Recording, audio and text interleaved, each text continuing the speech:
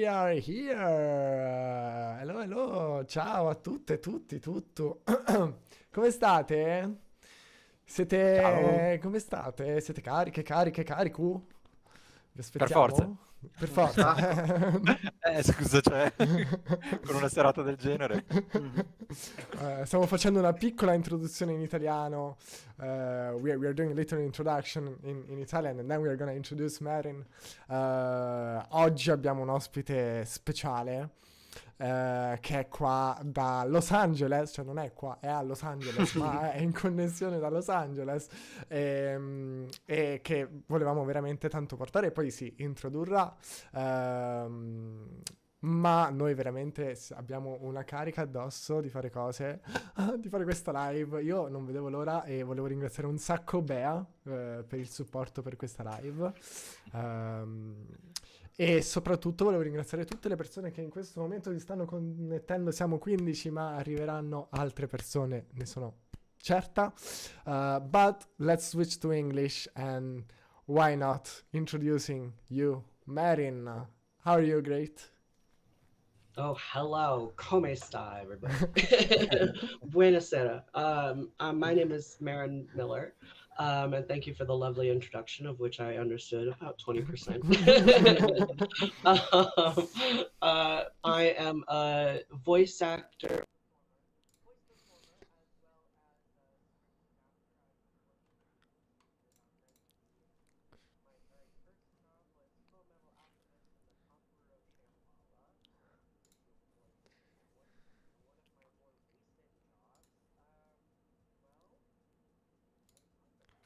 Oh no. But you may have heard me make a statement about Hades 2 most recently. Looks like we're having some audio problems. No, Is it's this okay. Oh, no. It's okay now. Okay, it's now. okay. Yeah. Okay. Beautiful. But yes, most recently I popped up because of a statement I made with regards to my work on Hades 2, in which I reprise my role as Athena. And you may also recognize me if you watch English dubs as the voice of Namari in Delicious in Dungeon, Abyss Razor in Mashal, Magic and Muscles, Enkidu in Fate, Grand Order, that series, as well as Kingu, and a number of others. But I'm also a member of SAG-AFTRA and a founding member of the SAG-AFTRA Dubbing Steering Committee and the Coalition of Dubbing Actors, which is a grassroots organization out of Los Angeles that is fighting to increase rates, standards, and transparency for actors in the dubbing and localization space. Oh, wow, that's nice. I didn't know about that. That's super cool. Yeah, you are super cool. A lot of people are fangirling in the chat. I mean, who doesn't? I mean, just listening your voices, your different voices in Hades, because you didn't just do Athena, right? No, yes. In the original Hades, I was also two of the Erinyes, Tisiphone and Electo as well. My God, that's you know the most striking voice. Whenever I hear murderer, it's amazing. That's amazing. The depressed Pokemon. Yeah. So, what we really want to talk about tonight, just okay, not just about your roles and your career, because that's something we're gonna explore, of course, but we really want to talk about the situation in the voice acting community in the US, and specifically about the strikes that has been going on in the last few years. But before going to the hot point, what was your experience as a non-binary performer in different video games, specifically, let's say Hades?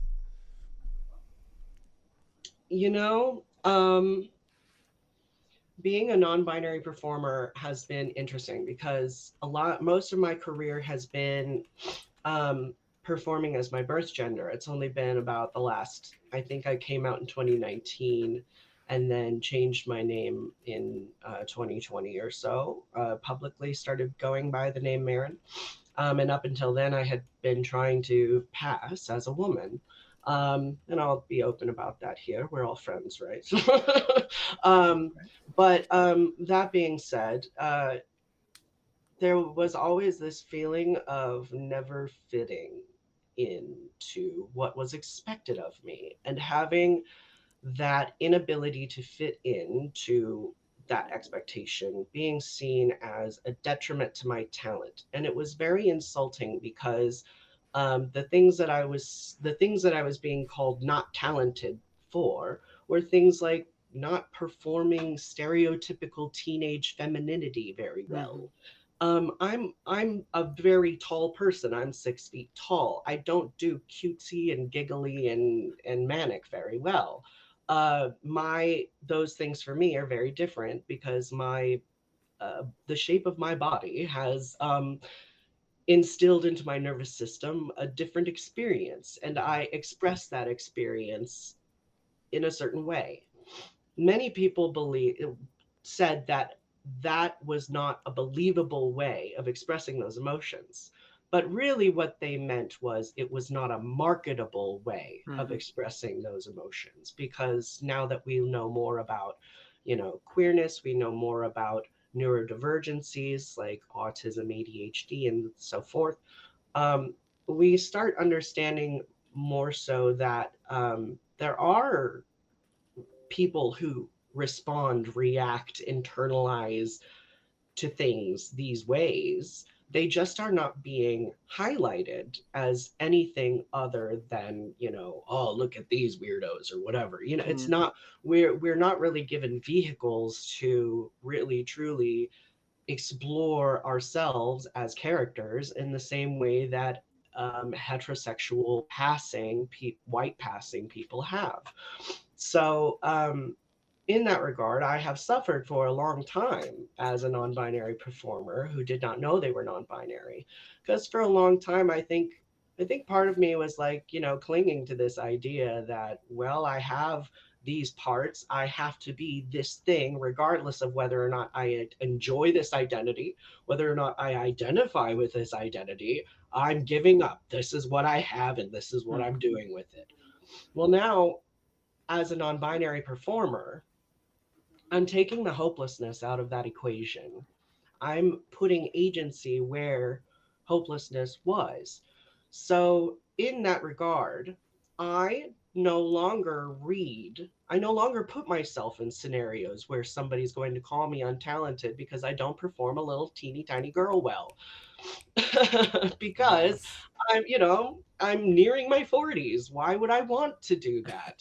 I'm not interested in performing that experience. Likewise, I'm not interested in performing as a mother, as somebody's sister, as a whatever. I am interested in performing as a leader of thought, or as as somebody who supports somebody. Like, if I am to support somebody else, I want it to be for my own reasons and not because I gave birth to somebody. Or because somebody is my father and I have to listen to like the same old stuff that we see time after time. And so to that regard, like I am starting to especially now that I have pursued HRT, my voice is changing, and I have trained extensively to open up the lower areas of my register. I'm starting to read for more masculine individuals, and I'm finding a lot more success in that market because I'm not questioning my performances as aggressively.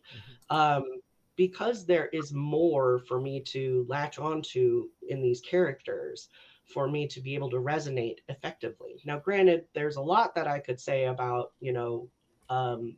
whether or not there are enough female presenting writers that are writing female presenting characters that are convincing enough for a wide enough array. Because, I think the ratio of female to male characters is still somewhere in the realm of like 3 men to 1 woman. But with that being said, like, even though I may not be booking as much, or finding as much ease in marketing myself. I find a lot more comfort in the work that I get. I'm respected in the ecosystems that I'm brought into as somebody who understands the character that I am here to perform, as opposed to somebody forcing their idea of what I should be. Mhm. And I also feel much more secure in the auditions that I send out. Because, before it was very much like, oh my God, I fucking hope I did this. I hope it's okay. I hope it's good. And then I get there and that's that same energy. But Mhm. now as a non binary performer, I can be like, fuck you, this is what I think. Yes. And send it off. And if they like it, then I'm like, oh shit. Okay, well, okay, let's figure this out. And then we can go from there. It's a much more empowered mindset to collaborative, creative exchange, as opposed to this little timid space that I was occupying before. But it's taken a lot of self-loathing to get to where I'm at because, I had to identify ultimately I was having issues identifying the sound of my own voice. Mhm. I did not really like it and I did not identify with it. So it was hard for me to listen to myself and stop hating myself enough to hear what was actually happening, and then direct myself into something that was better, know how to control my voice well. I'm a classically trained singer, so I have that control, but getting through the emotional turmoil of gender dysphoria, which I did not know it was gender dysphoria at the time until I came back. I was like, I'm non-binary.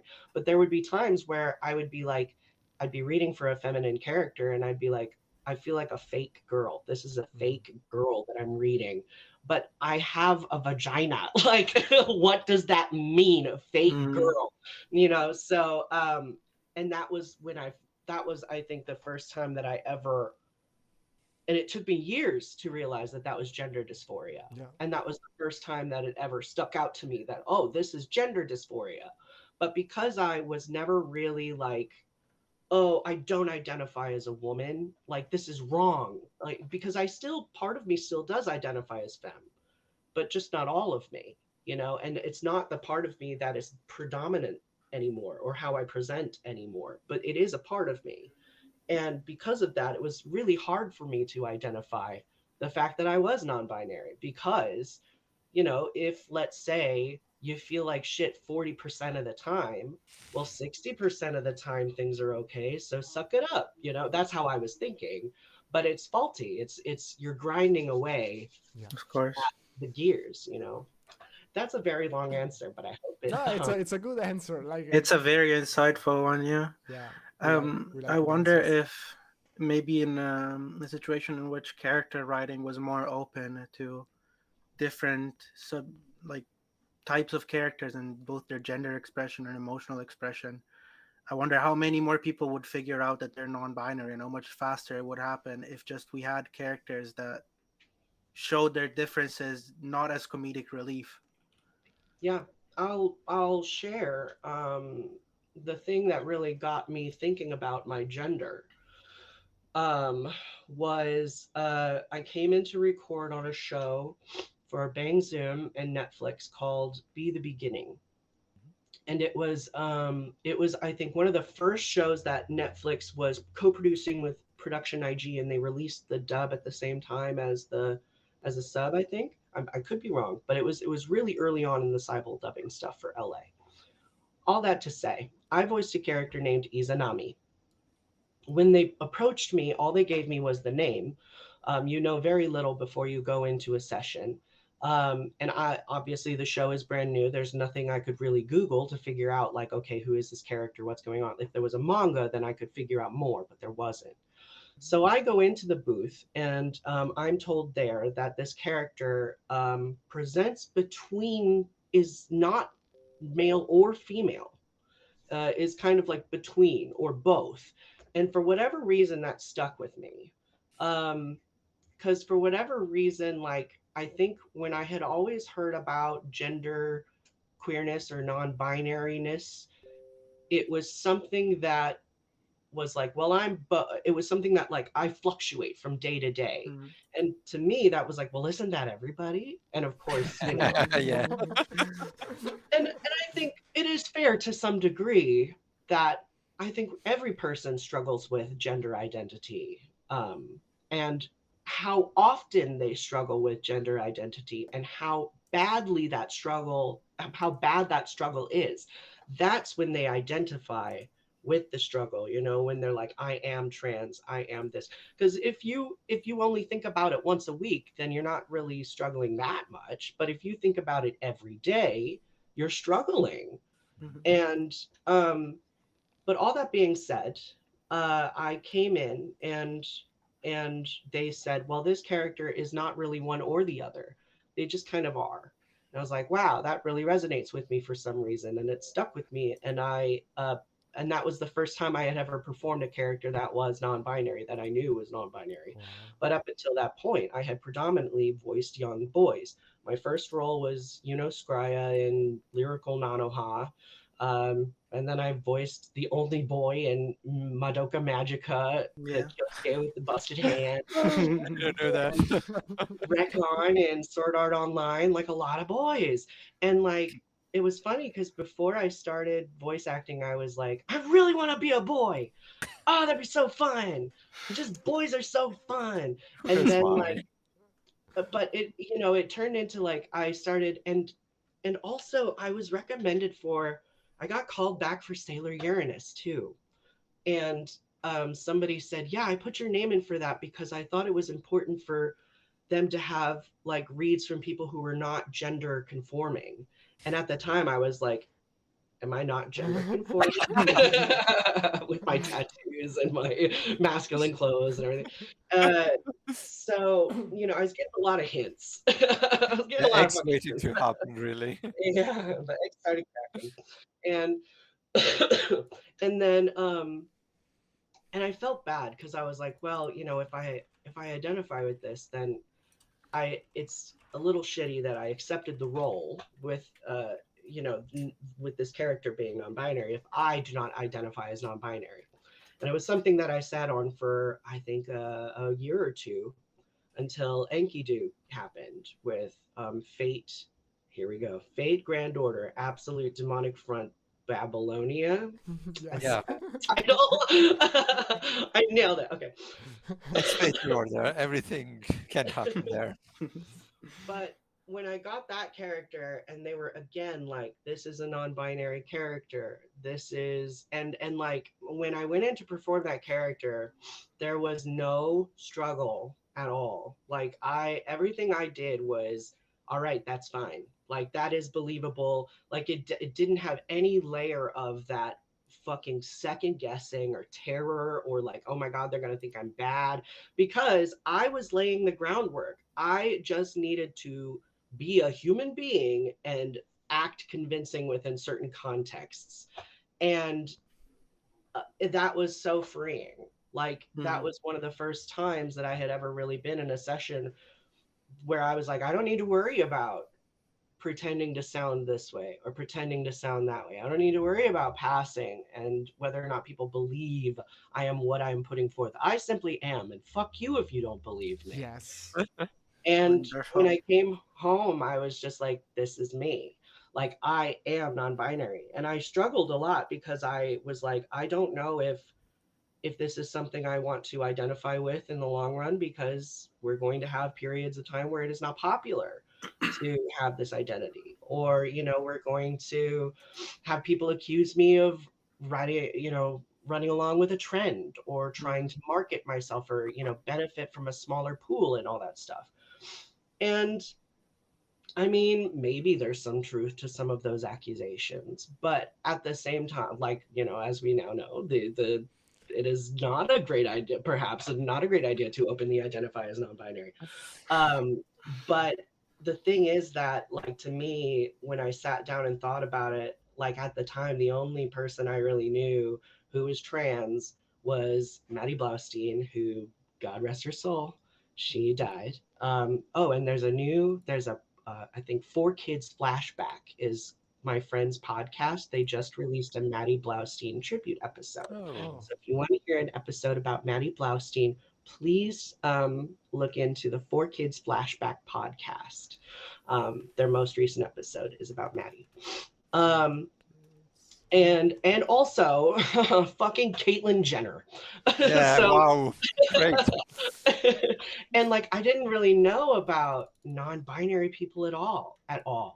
And so I was like, the importance of me just being open about the fact that I have these feelings, about the fact that I am struggling and changing, like transitioning publicly is very beneficial, even though it kind of puts a target on you. But regardless, like somebody has to be there to fucking prove that we're not nuts. Like, Yeah. I mean, everybody's a little crazy, but you know, like In a good way. yeah, like everybody loves nuts, pistachios, cashews, Yeah, they're all great. that's not. But you know, you don't want to only eat nuts because they're full of fat. But So, anyway, yeah, yeah. I have the first question from the chat. That is, how can I be so cool like you? lots of trauma. Yes. Trauma processing in a peculiar way. That works usually. Therapy and trauma. And I have a question that is related to roles and acting and voice acting. So usually when you're doing voice acting, you are taught to really look at the eyes of the character, no? Because it's not just about the mouth that you have to dub, but specifically the eyes. Was that something that helped you when, for example, you need to dub a female character? So just looking in the eye and just to try to take whatever you can take that it's different from being a female from that character. You know, it's funny you ask this because as an adapter, I think I mentioned I do script adaptation and I specialize in live action dubbing. I try and make it look as pretty as possible. So I'm obsessed with the mouth. I'm always looking at the mouth. But you know, when performing femininity, I've come to accept that my abilities to perform femininity are limited. And I don't think that's a bad thing for me to accept that. It's a strength because at the end of the day, there are very few people who are capable of speaking with my amount of like gravitas about a situation, right? Yeah. So I try to focus on auditioning only for characters that I know I can succeed really well at. And so when I'm in the booth, when I'm dubbing, and you know, even the method of dubbing kind of change it because you guys have over in Italy, in Europe, you guys do a lot of so over here in the US, we have a couple different methods. I think in Europe, you guys use what's called a Rhythmoband, which is basically like karaoke software. So there's the video footage, and then along the bottom there's a vocal track, bop, bop, bop, bop, right there, and there's words that pop up, and they pop up when you're supposed to say it. And so when there's a band, and then when the words pass the band, that's when you say the words. Mostly in Europe it's like that. Yeah, in Italy it's not like that. In Italy it's really technical. Yeah, it's really. So do you guys? And now we do this as well. We do that. The Rhythmoband. It's more recent, I'd say, within the last like 5 to 8 years, that it's become more popular. We also have another thing, and maybe you guys do this version, which is the Excel method, which is where like you have the spreadsheet with the lines written out, and every character, like you have the time code, character name, adapted line, translation, and then the original dialogue in your case English, or in our case Italian. And then the actor reads that and then looks up and like kind of goes back and forth. So that's what you guys do. Yeah, in Italy.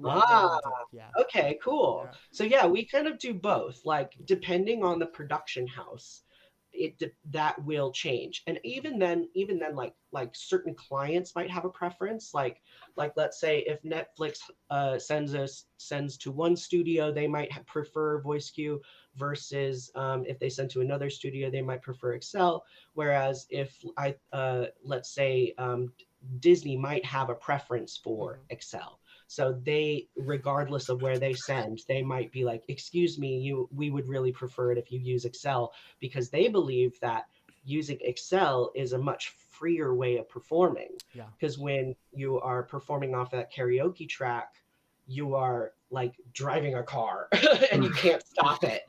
And you have no way to really read until the words are right in front of you.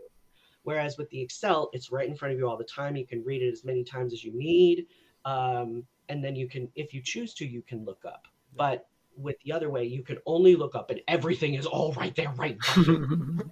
So I would say my preference is the Excel style, because it allows me to focus more on like, because my first thing is like when I hear the line, I'll like read it out loud to myself to get the timing, and I'm not even looking. I don't look, I listen. For me, it's all about the voice. What am I hearing in the voice?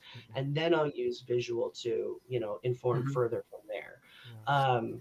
But yeah, like, because ultimately, like, the visual can be confusing if it, because over here, like, we only see maybe 2 seconds before and 2 seconds after whatever line we're recording at any given moment. So, it can be confusing to see something completely out of context. So we have to rely a lot on the director to inform us as to what's going on, so that way we can make an informed emotional decision. Because, sometimes urgency can be misinterpreted as anger. That was something I would be scolded for a lot as a feminine actor, was like, if I had any sort of texture like this, it was not interpreted as urgency. It was always interpreted as hostility. Yeah. Whereas I don't knows quite why? get that same response to masculine. Yeah, that's like something that it's like when you're taught about dubbing, they make it really clear you have to do one emotion that has to be the only emotion there is, and you have to be really clear that you're not angry, you're just disappointed. So it's like, yeah, you have to be really clear. Really, Yeah, but then gender roles comes into that, so the Yeah. interpretation of the voice changes. I wanted to ask something about that actually, because you said a couple of things before that struck me. Like, you talk about marketability, and now you say maybe it's a bit difficult now. So I was wondering if you saw a change in the expectations studios had about you when you present as a non-binary person. And there's another thing that's somehow connected, which is perhaps a mirror of what you expressed. You said that probably now you're getting less roles because of that. But I was also wondering, could it be possible, have you seen situations where people actually use the fact you are non-binary as a way like to perform as a company or as a studio? Look, we have non-binary voice performance and stuff like that. Yeah. So I'll answer that question and then remind me of the other question. I've already forgotten it, but it was very important. But yes, I can say. So I can say that I have definitely been pulled in as a result of identifying openly as being non-binary. I can say that that has been the case for white men since the dawn of time. That, hey, we need a guy. All right, well, here's a guy that I know, and in my case, like there was actually that was kind of the game. I had 2 bookings that happened as a result of that. Well, I should say I had 1 booking happen as a result of that, where like it was a casting director who really liked my reads, and they knew that I was non-binary. So they would anytime have a non-binary character, because at the time there were a number of characters that were being developed with the specific identity of non-binary, because there was a lot of advocacy within the studios on behalf of the devs, or by the devs, I should say, who wanted to have these things put in their games because they want to creatively express themselves and see themselves represented in the games that they make. And so, in the case of Nimbus from Destiny 2, like they were very involved in my casting and how I performed. And, we had very open communication during that process about like how the character should be performed, because there were non-binary people on that team who wanted to make sure that, we did it respectfully. Um, and I think, and like I wouldn't say that happens a lot. Mhm. um I would say it happened like maybe once or twice a year. And it's not because I am a non-binary performer. Like that is ultimately the impetus into the driving factor Yeah. to me getting lucky, Yeah. is that I am non-binary. But the reason why I got that job is because I am a professional with 19 years of experience Yes. who has worked in front of the microphone as well as behind the microphone as an adapter, a writer, a director, a production coordinator. So I have a lot of experience within the pipeline. So like, I understand, oh, hey, I stumbled a little bit. Can I go back and do this? Again, so that way your engineer doesn't have to worry about cleaning it up. Or, hey, I saw this word like in the last line. Do you maybe want to ask the narrative team if we can change this word to make sure that it won't like Repeat. impede on character limits or anything like that? And of course with the localization too, there's all sort in AAA game developments, there's all sorts of things you have to take into consideration that are like a domino effect further down the line. And so, that's why it's so important that, especially for AAA developers like Naughty Dog, EA, all these people, that's why they're so precious about who they invest into having these roles. Because they want to make sure that if I'm thrown in the booth, that I'm not going to flounder, that I'll be able to deliver what is necessary in the very, very short amount of time that we have, you know. Um, and That's not a responsibility that I take lightly at all, because in many ways I do see myself as a representative of this community. And that's something that, being a representative of my parents were prison guards. My parents were prison guards and their parents were prison guards. And then my parents were teachers. And I was expected to represent them as a young child, their child on the campus that they taught. And that made me very angry. I did not appreciate that. But now Fuck. I have an identity that I feel like fighting for and representing, and I understand, because I've had the weight of that responsibility imposed upon me since I was a child. That my actions do have consequences and will inform everyone else as to, oh, well, if Marin acts this way, then clearly all non-binary people act this way. So it's not something that I take lightly. But also I'm fighting like fucking hell to reinforce the fact that I am one of many, many talented non-binary people in this industry who have been waiting and investing their time for a moment. And I hope that the work is paying off. I do feel like, you know we are seeing changes, but I also feel like, you know actually, you guys, there's a documentary called The Celluloid Closet. If anyone hasn't heard of it, I recommend you give it a watch. um and during that time, it goes over early Hollywood and how the Hays Code, which was a list of rules of decency for Americans at the time, and it's how they censored queerness out of mainstream media. And so I imagine we're going to see a similar echo of that once again with this administration, because we have situated, and of course, releasing a list of banned terms that include the word black, like, come the fuck on, bro. That's stupid. Any context? No. So I'm sure we're going to see like a lessening of some of these specifically banned terms.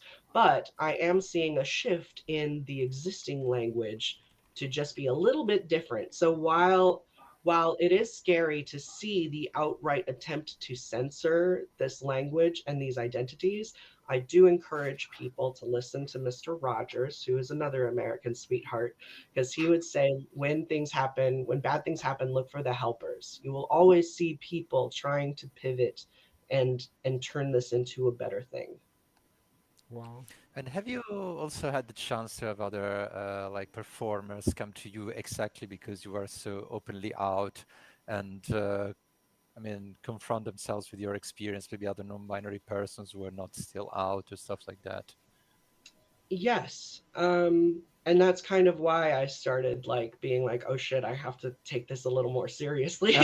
No pressure. Yeah, because at first it was just like, well, fuck it, I'm just gonna be me, and then whatever happens, happens. But you know, now like I'm volunteering with SAG-AFTRA because I feel like it is important for them to understand non-binary perspectives and how the system doesn't cater to those.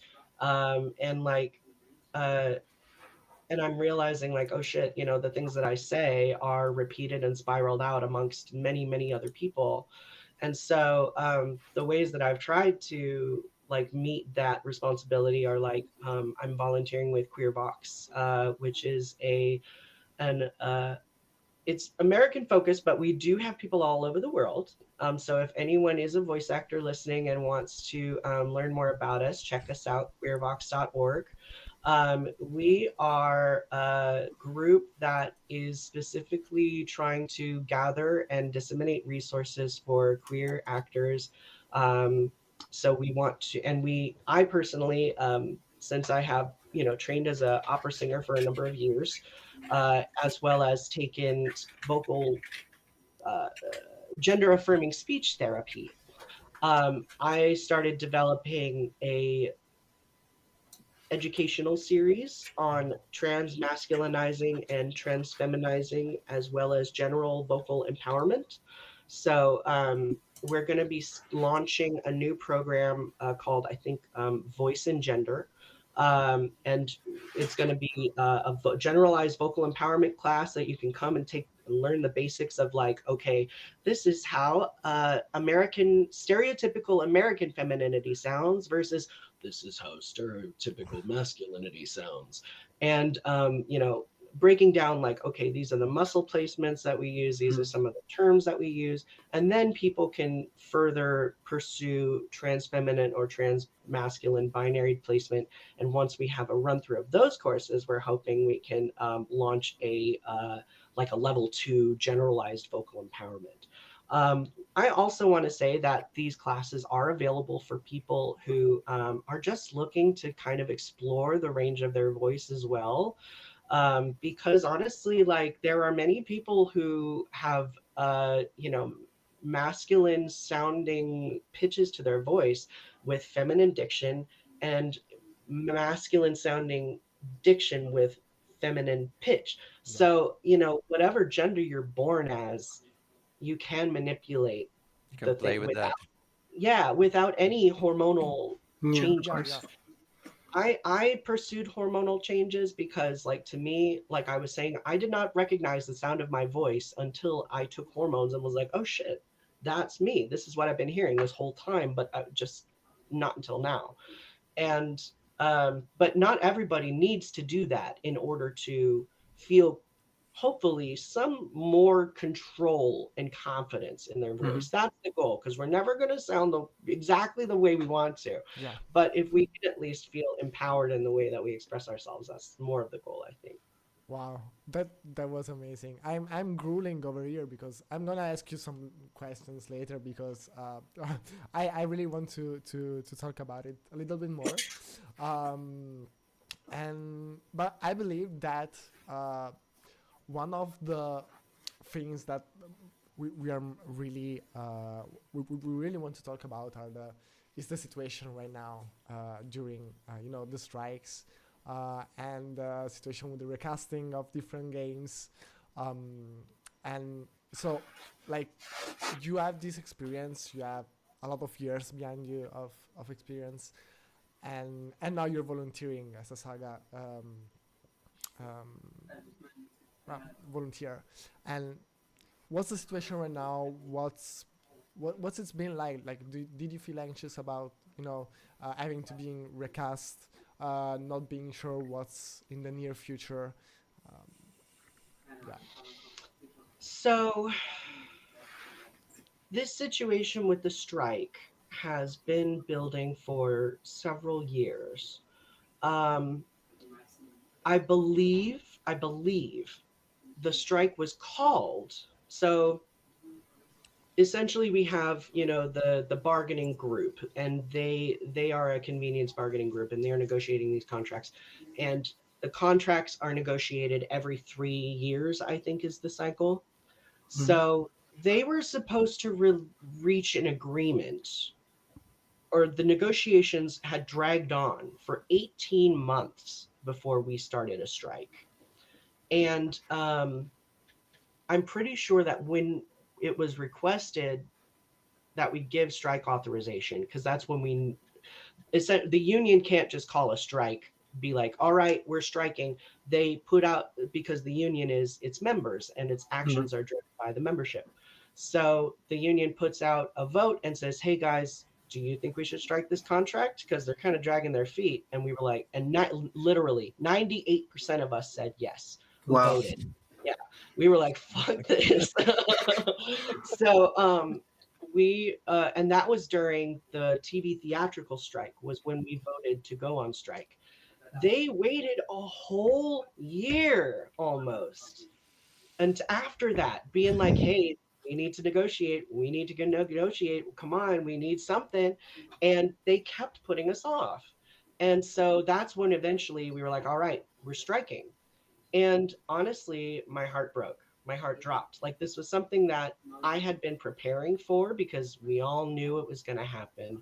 We know that the company, like, we had to fight so hard in the last strike in 2016 for tiny little bonuses. If the game is successful, we now get paid like an extra $75 a session. Wow. That's what we Life earned. changing. Wow. But you know what, though? The previous strike was, for us, it was about residuals, right?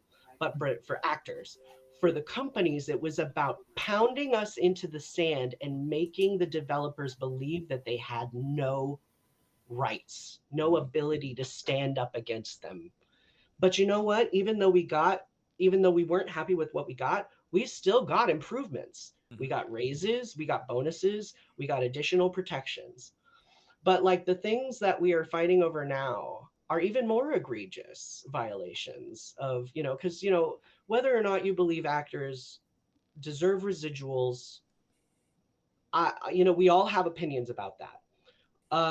The bonus, game developers do get bonuses depending on how the game sells. So that seemed like a fair trade-off, according to the committee at that time. I was very young. I wasn't paying much attention at that time.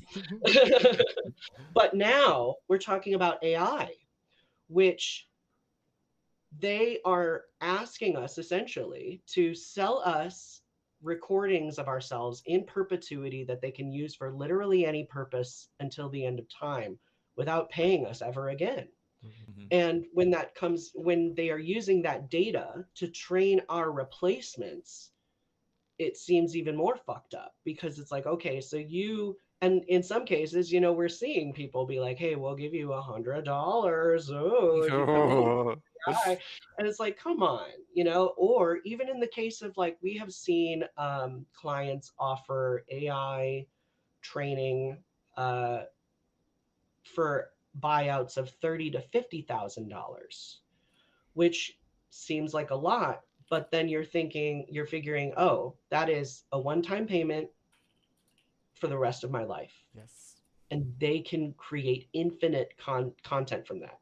Like, and especially, I mean, I don't know if you guys see the the dystopian graphs that we have on our Facebooks over here, but you see the graphs of, like, worker wages have stagnated while worker productivity has skyrocketed. Right. It's So we disseminating. Yeah. know, yeah. Yeah. So yeah, we know that these people are just pocketing, and then, crying poor when it comes to making that wealth trickle down to the rest of us. Mm-mm.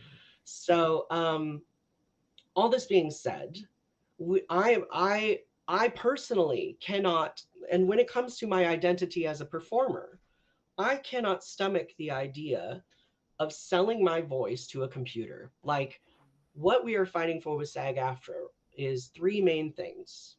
We're fighting for consent, which means the employer can come up to me and say, can I do this? And I say yes or no. And if I say no, then they either say, okay, cool, now we know, and we will move forward with you with this in mind. Or they will say, okay, fuck you, we'll give this job to someone else. And that's the risk that I have, right? Yeah. I personally am going to be like, fuck you. Absolutely not. It's a win for But me. then, yeah. But, and then beyond that, for the people who do say yes, because there's always going to be people who want to say yes. If they do say yes, they deserve the right to get compensation, fair compensation for the work done, and control over the work. So that basically means control means transparency. Yeah.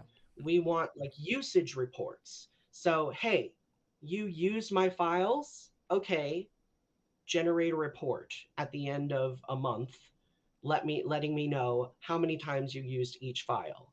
And like this is for everyone across the board. So like this is obviously infrastructure that they will most likely need to create, but they needed to create AI infrastructure to begin with. Like they've hired all new AI prompters, you know, they have money to invest in this system.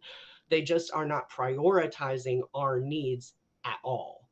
And when we ask them to, you know, because they were like, okay, well, we'll do commercially viable ways of doing this, because they've refused our request for this.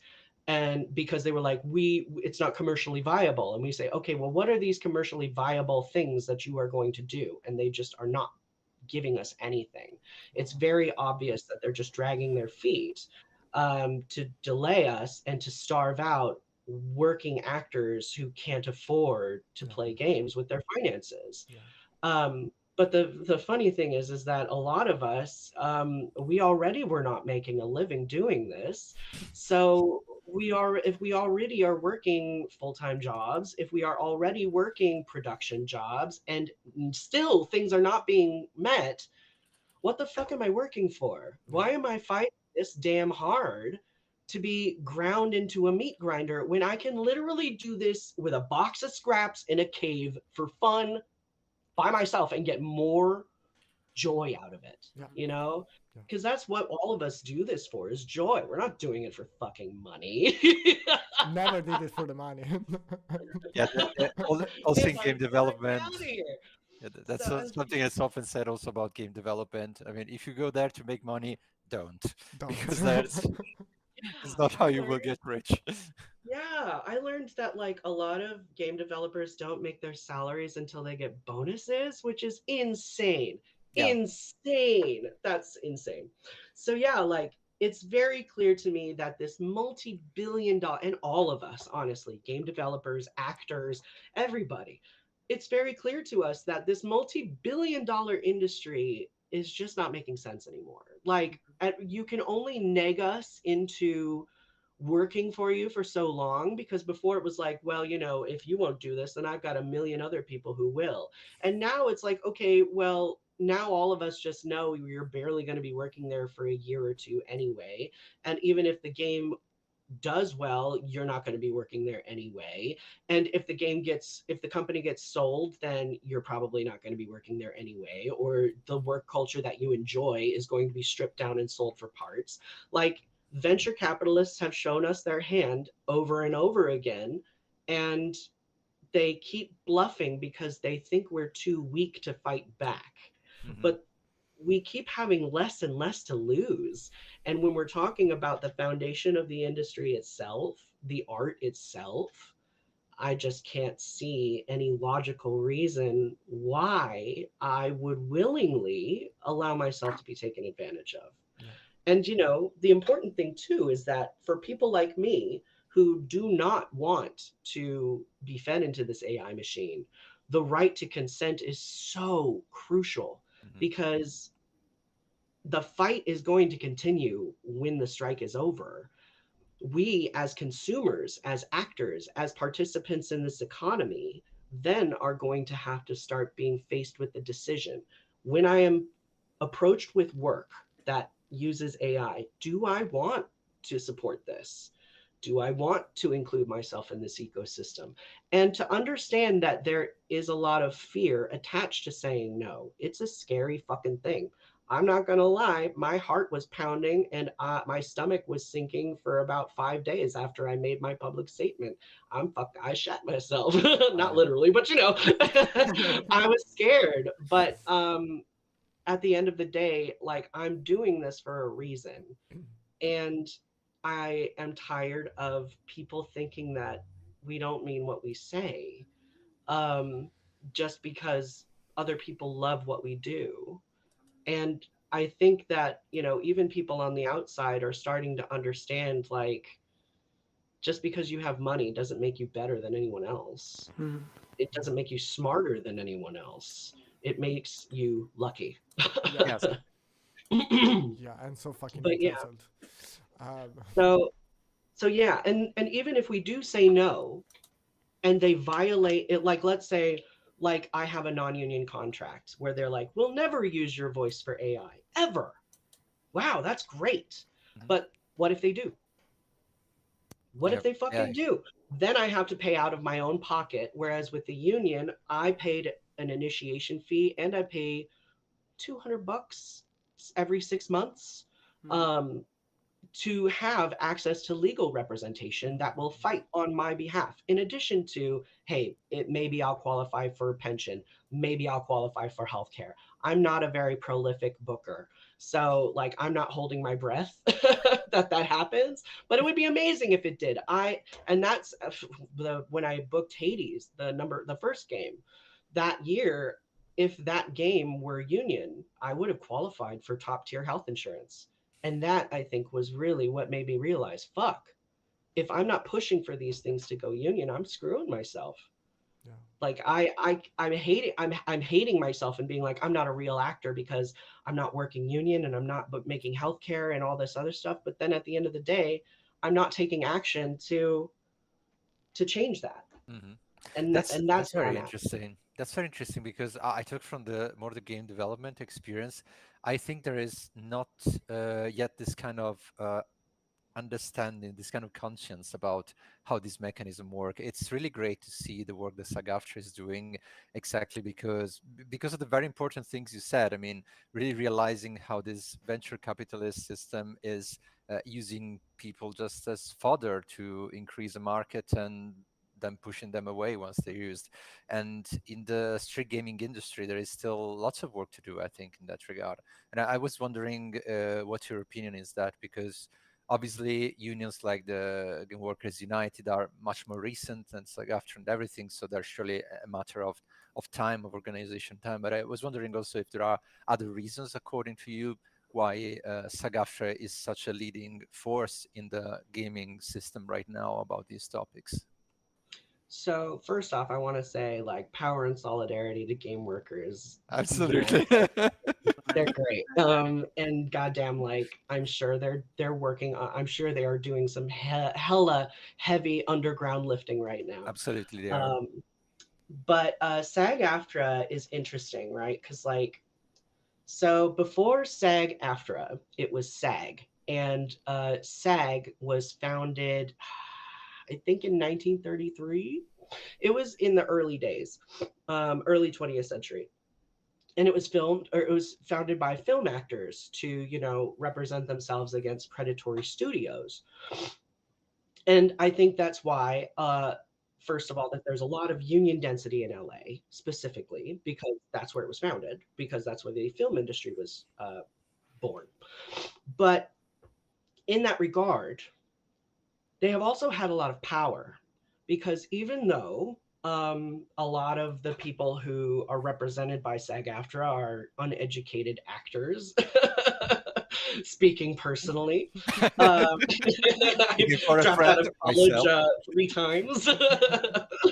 But like, even though we're just a bunch of ragtag fucking idiots, a lot of us, we still have a lot of power. We have the microphone. People listen to us, and it's because of the movie industry.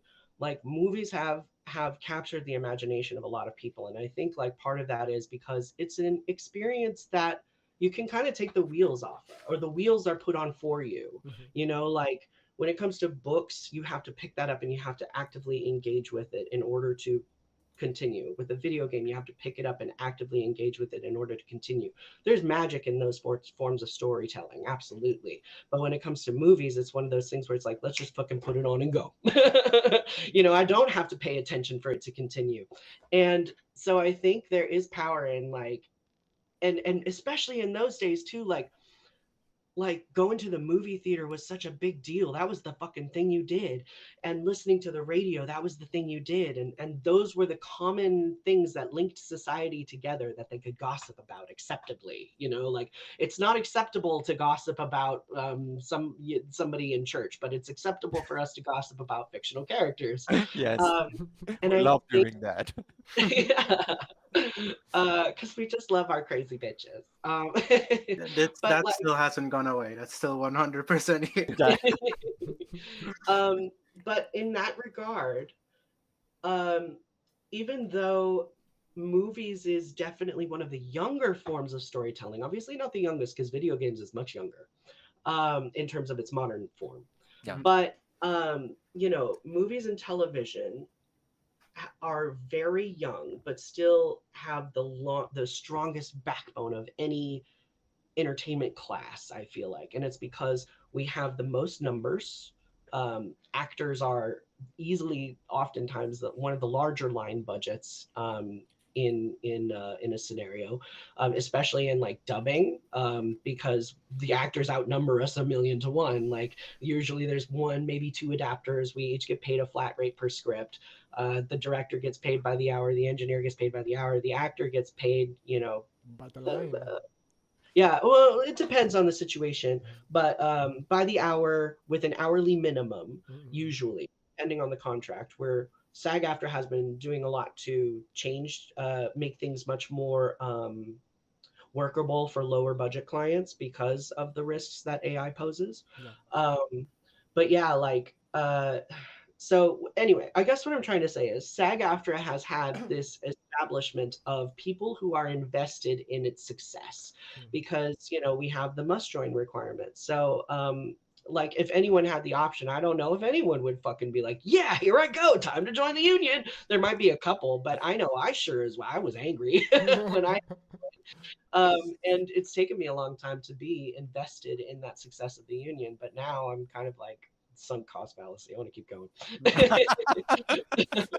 But I mean, the jokes aside, but that being said, like when SAG was for film cameras, film camera actors specifically. AFTRA was another union that was the American Federation for Television and Radio Artists.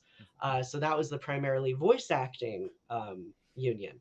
That one, I don't know when it was founded, but it was much smaller and much weaker. And that is because when clients would come to these unions, they'd be like, okay, SAG, because everybody knows about SAG. I think a lot of times what would happen is they'd go to SAG and be like, excuse me, SAG, what contracts do you have for my project, my little video game project, which SAG being a Screen Actors Guild, they didn't really have a lot of video game contract options because they didn't work with many video game companies or, you know, radio companies or whatever. They worked primarily with the big movies, and people would voice act on those movies, but the on-camera actors were primarily what was driving a lot of those interactions. So when when video game developers or whoever, voice acting producers would go to SAG and not get a contract they liked, they would go to AFTRA and be like, what can you do us? What better can you do for us? And they'd pit the unions against each other. And so that's why they eventually merged into a single union, SAG-AFTRA. And that was in 2012. I actually voted. I was one of the members who voted to merge the two unions, and I had joined like a couple of months before that happened. Oh wow! Yeah, so SAG It's AFTRA has, actually a quite recent change. yeah, SAG AFTRA has only been around since 2012. So whenever people talk about things, the first in the union's history, well, the union hasn't been around that long, but but SAG has since Mhm. 1933. So a lot of the on-camera traditions are much more established, whereas the voice acting side of things, much more ragtag, and we're mavericks. Yeah. We're changing a lot of stuff as we go along. So, but something else that has been really difficult, I think, for voice acting when it comes to like trying to figure out how to increase union density and workers' rights and transparency is when we're talking about a situation like a film set. There is a natural hierarchy that exists on a film set, because this person is the lead, this person is the co-star, this person is the guest, this person is recurring, where and you all are in the same space, you all eat at craft services, you all have to hang out in the same areas unless you have a trailer. But then when we're talking about video games, we don't really record together at all. Mhm. It's all very separated and stagnant. And we only really see each other if we brush into each other in the hall Yeah. on the way in or out of a session. Or if we personally reach out to each other and create opportunities for us to connect, which the Coalition of Dubbing Actors, which is a group that I've co-founded with a number of dubbing actors in 2018, 2017. That was kind of the first step that we took to establish these spider webs of connection. And from there, we've created the National Association of Voice Actors, which partners with United Voice Artists, which I believe represents a hub of European voice actor groups, Mhm. which is how we heard about, like, I think it was Apex, where Oh, like all okay. 31 talents held out their Oh voices. yeah, yeah, yeah. Yeah. Oh, so That's good. incredible. Really incredible. And like those actions of Yes. solidarity are so heartwarming because we know over here how hard it is to get even just a few people on the same page. But I yeah, think it. so like I think that's why SAG-AFTRA has had so much power, is because we have these natural like ecosystems where leadership can Mhm. form. And so the gaming ecosystem, I feel like, especially for developers, kind of prioritizes a type of personality that values peace over resolution of conflict. Mhm. And where it's like, okay, all right, making sure that the fire is put out for now without actually putting out the fire. You know what I mean? Hiding the smoke. Mm, Or people who are more interested in glorifying themselves than Yeah. necessarily elevating the people on their teams. And that is where I think we start seeing a stagnation of that kind of hierarchy, because nobody trusts the people in charge, because the people in charge cannot be trusted. Like it's a self-fulfilling cycle where people are traumatized, but they're traumatized for a reason. mhm. And I think we're kind of having the same experience in voice acting, because in the case of, let's say, voice acting, like somebody might see a voice actor that is in a game like, I don't know, Genshin Impact or Honkai Star Rail. I always call it Honky Tonk Rail. Honkai Star Rail. And they might be like, oh, that actor is a really good person because I know them from this game. But like we don't know how they conduct their business, or Yeah. how they treat other performers, or Mm, how they prioritize their business, um, in relation to the ecosystem that they work in, as opposed to, well, I was offered this job and the pay was low, so I guess I'll take it. But yeah, so it creates a system where like people don't feel secure to create the community that is necessary to have the kind of power that SAG-AFTRA has. And I think that's why we're seeing such a dramatic, why SAG-AFTRA is leading the charge, is Mhm. mm, because they've had those networks for so long. And like speaking from the Coalition of Dubbing Actors perspective, We founded that in 2017. It took us until like 5 years, I think three to 5 years before people even really knew we existed. Yeah, So it's so slow going. It's so slow going. But it's really cool that you know you finally had a chance to create something that can be heard. Okay, and it's not so easy in specifically in a state like in a nation like the U.S. I believe that in Italy we have some different challenges. It's specifically in the acting community. It's really hard to unionize, okay, because there is a lot of competition, and people don't understand that competition is something that is degrading to the role. It's not something that is going to elevate you. And so it's really cool that you were telling about this, that people are recognizing that there is an enemy, and the enemy is the one with the money and the one that can take charge. But that's not anymore, and I really feel that. Bea, did you have a question, right? I was just gonna say that it's interesting, or well, it's nice to see how many fields and groups are unionizing the US right now, because like from an European's point of view, we always hear about how anti-union the US is. So like seeing people finally realizing that there's strength in numbers. It's like the oldest phrase in the world, but it's true. And Yeah. seeing people actually starting to lean on that is very satisfying, especially because the US tends to be the biggest cultural exporter in the rest of the world. So maybe if unions are starting to catch on more on that, and I don't know, it's part of why I find myself cheering for strikers in the United States. It's very hard, obviously, because they deserve better rights than what they're being given. But I wanna hope that this is the start of something that catches on in the rest of the world. There's a lot of people, performers in every field that deserves better. Yeah.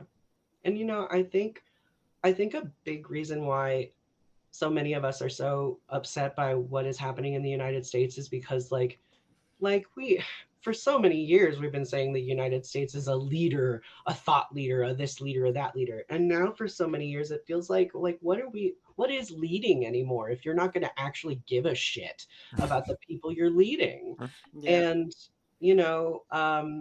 I feel like when it comes to unions, like so many people are against unions for reasons that are valid. Like, I mean, like I'm sure there are there's a reason why we have the Taft-Hartley Act, and that was passed in 1948, I think, and that was to weaken union power. Now, I wasn't there at the time in 1948. I'm sure somebody thought they had great reasons for passing that. But the cool thing about that particular act is that it created what's called a Taft-Hartley form. So uh, that allows a producer working on a union project to bring on a non-union performer onto a union project and grant them eligibility for the union. And this is how pretty much all of us got our SAG card, was through this process. So there's a lot of jokes about we have in the U.S. that's called a catch-22, where there's no winning. And where it's like, oh, you can only become a union member if you work a union job. Well, how am I supposed to become a? Well, that's how. It's the tap form. And when I started organizing CODA, in CODA, the big thing that we had to face at that time was the fact that people would say, oh, non-union actors are just going to be replaced on any project that flips. They're not going to keep the non-union actors. But we were talking about like shitty little dubs, like nobody would like dump the $70 an hour actors to hire $1 million celebrity. Now we're seeing more flexibility in budgets, and we've had, what was it, Giancarlo Esposito in Cyberpunk, all these people. So things are changing. But like back in those days, there were producers who it benefited them to lie about, or perhaps not check information they had been given that was wrong. And so those producers would perpetuate this misinformation to actors who didn't know any better because there wasn't much union density in our space. So it wasn't until a group of us started talking regularly with the union and being like, every time I talk to people, they keep saying this, but it doesn't make any sense. Does this make sense? And they'll be like, oh no, that's a misinformation thing. And then we could go back. But it took so many months of collecting, like, okay, this is what we're hearing people say. And then we do a town hall where we'd be like, excuse me, everyone, this is what you're wrong about, but very politely. And then from there, the arguments would spiral out and we could pick up more talking points to further the conversations. But like, it's so, I really do hope that, like, because we still have people in these spaces that are very anti-union. Even with some, like, we will have people in one breath say, how dare the union not ban AI outright? I'm going to work non-union. And we're like, okay, but what about when they steal your voice? Like, you know, like, how can AI be a threat, but also not a threat? Like, and if you are not legally able to enforce that with your own money, because, you know, that's the thing, like with the union, I don't have to pay out of pocket for the legal enforcement, but as a non-union performer, I do. And so they budget for that possibility. I don't. I can barely budget for retirement. Like, I put away $100 a month for when I'm old. That is not enough. No. So, you know, like, we're at the point now where I think a lot of us are getting to the point where it's like, over here, we felt really disempowered. We felt like we didn't have the ability to ask for the union's help. And then there was also the struggle of the union not having people like, so SAG was very different than SAG-AFTRA as far as the people who volunteered and the people who worked there. SAG people I have not really interacted with, and those people, as far as I understand, maybe perhaps had a bit more of a condescending attitude towards voice actors because there was that cultural divide of on camera being real acting and voice acting being, oh, this is just for little kids. Which we all know that is not true. Yeah. Because of the work done by video games. And like, so I feel as though nowadays, the real issue is that the union is kind of like a bunch of hamsters running as fast as they can on a wheel. And it's a machine, like it's working as best it can, but it's not being cruel to you because it hates you.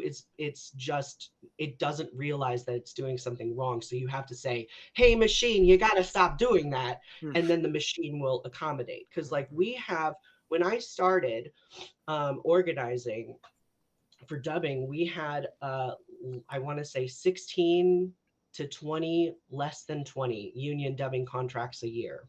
And then once we started organizing people, and we also got Netflix on a agreement that makes all of their dubbing union, that number in 2022 was up to 367 dubs per year produced on a union contract.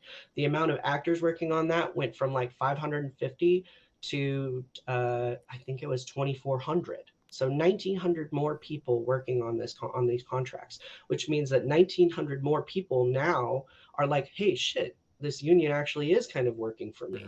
Whereas that they literally had no reason to believe that the union was doing anything for them before, because it wasn't, you know? And that was because the leaders who tried failed in the beginning for a million fucking reasons that were all valid, you know? But I think the important thing to take away from all this is that the union is at a point now where like they literally just released a new system for game jam games as well as student games. So if your game is free and you're not planning on profiting, you can have a SAG-AFTRA waiver to have SAG-AFTRA actors work on your game for free. I just booked it with these games, and I'm working on them That's for free. that's fantastic. I didn't know Yeah, about that. because Great. we like so many of it. Like Sarah Elmale is our chair for the interactive negotiating committee, I believe, and she's a super giant actress as well. She was in Pyre, and Oh, okay. she is very motivated to flip all of these smaller indie games. A lot of us are, because we believe that, same with me. When I started in dubbing, like, people were telling me this work did not matter. Nobody gave a shit about this work. Why would anyone want to cover it under a union contract? All of these horrible things. And like, to me, I was like, because this work matters. This work, I care about this work.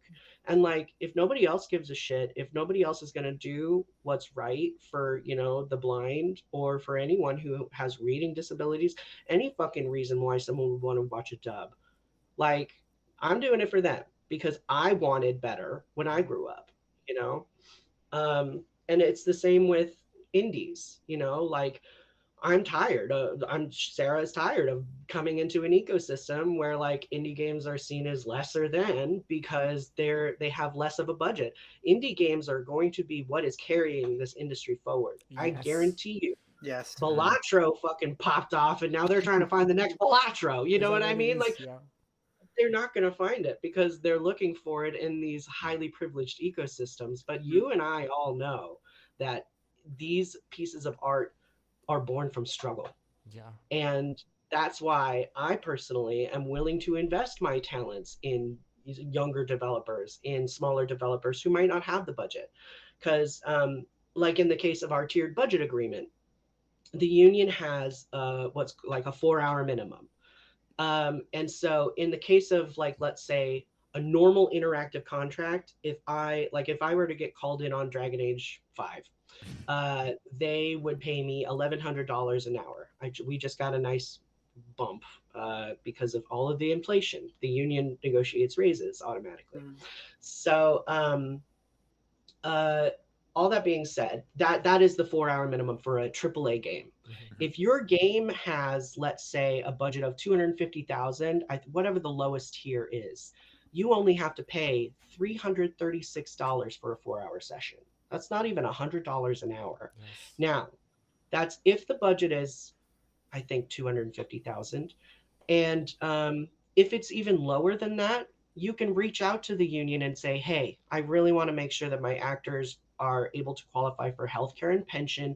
I want to make sure that their AI rights are protected. Can we make something work? And you can literally tell them, this is how much I can afford to pay my actors and make the contributions to the health and pension. Because there are, like, payroll costs that are, like, the rates that are advertised on the sheets. That's how much the actor takes home. But there are some taxes and, like, the health and pension that you have to pay into. Yeah. So we union actors understand that there are some additional costs with that, which is why the union rate at times is a little bit lower than the non-union rate, because the non-union actors have to take that out of their own pocket and put it away out of their own pocket.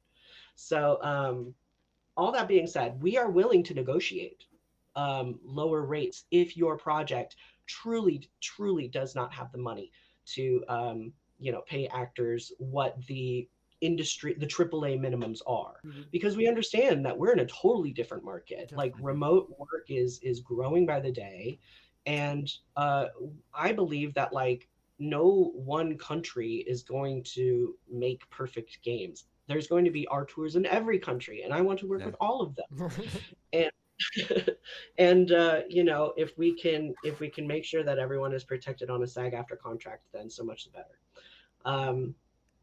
So yeah, and I do want to say, I just learned this as well, that apparently if you are a non-union performer or not a SAG after performer outside of SAG aftra, you can tell them, hey, client, I know this is SAG aftra covered for your US clients. Can I do this non-union and then I don't have to join? Because SAG aftra's jurisdiction ends at the US border. So while Oh. I am required to work on a SAG aftra contract, you are not. Yeah. So I encourage you. To try this But of menu. course, if you'd like to join and be a union member, that's also encouraged, but I understand that like it might be difficult to be like, I can't take non-union work when you're in another country. Yeah. You know, we're still working on trying to expand union density outside of these hubs because we're still catching up from COVID. But I personally, and I believe many of the people on the interactive negotiating committee also believe that like we need to make sure that people outside of these hubs are able to get union protections without, you know, too much sweat, too much pain. And that's something that I believe in Europe we will really need in terms of both voice acting and cinema and theater. Less cinema, but a lot about theater and voice acting. There were a lot of discrimination in, you know, in voice acting in Italy, especially. Italy is really famous to being like a really good country for voice acting, the best actors in the world to do voice acting. I don't give a shit about that. It's a really oppressive system because it's based on just the urgency, and so if you're not fast in doing something, and you will know that, Marin, that a lot of products really need like 1 week or 2 weeks to dub it, and there is a loss in communication, and there is a loss in, you know, treating well your actors. And in Italy, it's something that a lot of people I know they keep telling me, please don't go into voice acting. It's really a shitty situation. And I said, okay, yeah, I love doing theater. I keep doing theater, but theater is worse. So You know, I believe that we need that kind of influence in Italy as well. Yeah? It must it's be pretty infuriating that the people seemingly dragging their feet and refusing to work with unions are not the people that would actually need to budget for unions. Like, it's not people that can't afford it. Mm-mm-mm. yeah, you're Mm. absolutely right. I mean, like I said it the other day, and like so there's been a lot of questions about like, oh, who are the bargaining partners and blah blah blah, and like we had to kind of keep that quiet publicly because we don't want to endanger any of the other bargaining partners that might have left. Because Mm-hmm. like in previous strikes, we had you know, people who were like, hey, fuck the rest of these guys, let's keep working on this game, we'll sign your contract. And the publishers pulled their funding. They found out and pulled their fucking funding. So, and then, you know, tried to blame us for it. And that's not the case. You guys are just disempowering people, making strategic decisions to disempower your workforce. Um, and you can dress that up however you want, but we see it for what it is. And it is absolutely infuriating. Like I was in the War Within Blizzard. Um, I was in that expansion, and they asked me to come in twice. I refused, and then the second time when they asked me again, they said, we will give you an AI writer that says we promise not to use your voice in AI for anything." And I said, "Wow, that's a great writer. It's even better than what SAG-AFTRA is offering. So why aren't you signing the SAG-AFTRA contract?" And then I didn't hear Yeah. anything. Mm. So, you know, it's games. Mm. And you know what? Here's the absolutely infuriating thing. And I'm going to speak to the game developer in the room. It also indicates a huge disconnect between the people who actually fucking do the work, who want to do it the right way, and the people who are paying them, who think that they can control them just Mm. because they're paying them. And it's like, you know, I mean, if having shareholders run your company means that we have to start prioritizing the shareholders over actual like function and actual longevity and actual wellness, then why are the shareholders part of this company? Yeah. Like, why are Yeah. they part of the deciding factor of what gets done?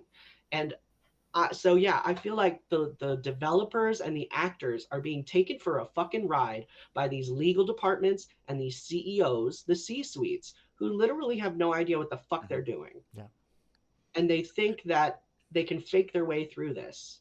And I'm tired of it. All of Yeah. us are very tired of it. because It's we want to interesting. work. Yeah, I mean, you really make it clear this kind of strong divide. On one hand, you have the shareholders and investors. Their purpose is make money, and that's it.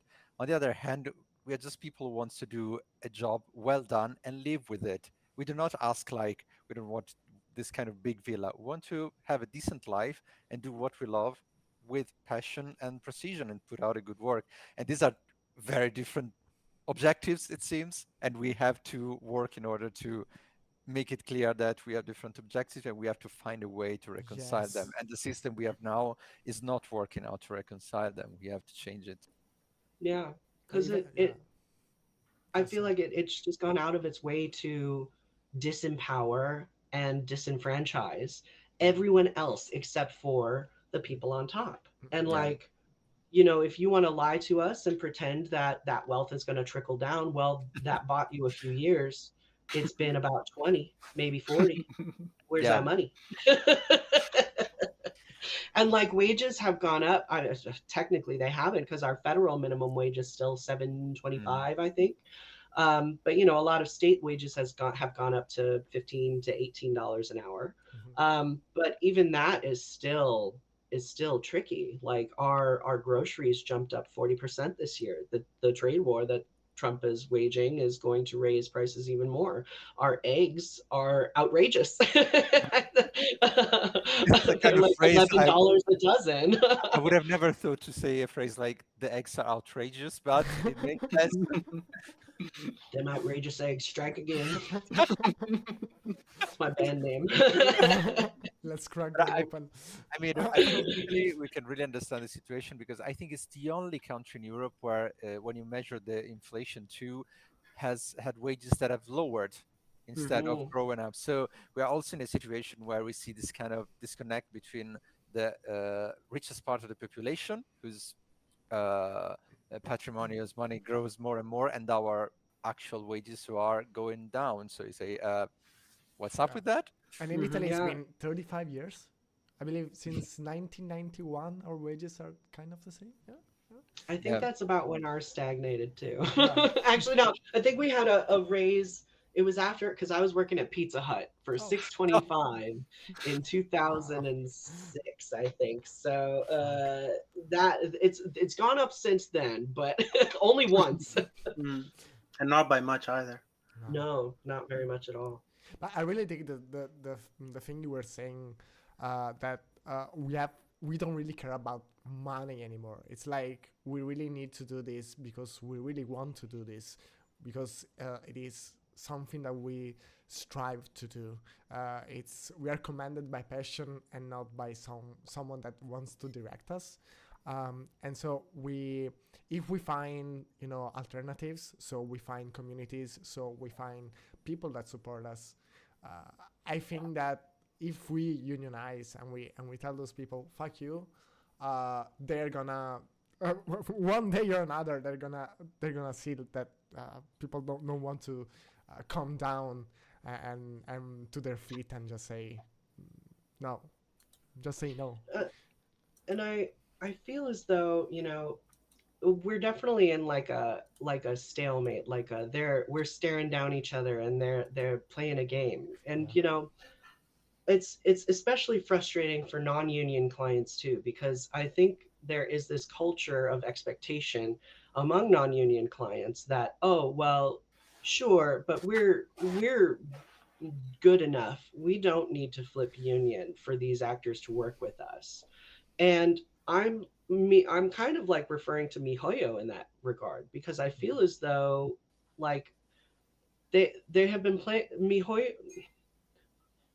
Genshin Impact has been fucking around with rates in my town for a very long time. And they have been very frustrating for me as an organizer, because I've kind of had to watch this situation with MiHoYo escalate for years because the project has been non union. And the actors on that project have been so aggressively disempowered.